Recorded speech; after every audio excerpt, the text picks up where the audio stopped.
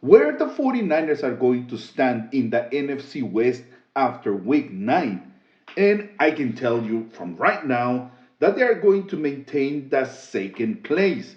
Now, the Rams, which is the third place, and the Cardinals, which is the last place, in case if they win their games, they cannot jump to the second place over the 49ers. The main reason are the Rams, they will right now they are 3 and 4. They already have their bye week. So if they win, they will go 4 and 4. But remember, we already beat them twice, so we have the advantage of the tiebreaker over the Rams. Now the Cardinals, they are 3 and 5. If they win against the Seattle Seahawks, they will go 4 and 5. They have more losses than the 49ers, so they cannot jump the 49ers to the second place. But here's where it gets interesting. If the Seattle Seahawks, that by the way, they are going against the Cardinals, if they win, they will go 2 games over the 49ers for the first place in the NFC West. So you have a game, the Seattle Seahawks, number 1 in the West, against the Cardinals, last place. Now, between these two teams is only 2 games the difference. If the Cardinals win, they will go just 1 game behind the Seattle Seahawks.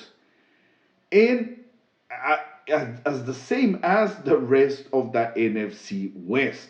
So, 49ers, no matter what, they will maintain the second place in the West. The Rams and the Cardinals, uh, if the Rams they win, they go 4 and 4. The Cardinals they win, they go 4 and 5. Again, no changes there. The most important part is the Seattle Seahawks not to start gaining ground against the other teams. So basically, if the fourth place goes against the first place, well, better the fourth place to win against the first place. Now, in the second game, the Rams against the Buccaneers, obviously, this is a no brainer. Go Bucks, you need to beat the Rams. No matter what, the Rams, they need to continue losing. Even if we don't have more games against them, it's always a threat. And, I mean, they are the reigning champs of the NFL. The Bucks this year, I mean, they've been extremely inconsistent, to say the least. But you can never rule them out. They have Tom Brady, one of the best, if not the best quarterback ever played in the NFL. So they're always going to be a threat. Absolutely, there is no doubt about it. In that game, like I said, no brainer, go Bucks. They need to beat the Rams. In the game against Seattle in Arizona, it's so hard. I don't want to root for a team inside the division, but in this case, I mean, I don't want the Seattle Seahawks to go 2 games over the 49ers for the first place. So I will go Cardinals. Go Cardinals. Let me know what you think. Let me know which team would you root for in the case of the Cardinals and the Seattle Seahawks. Which team do you want to win?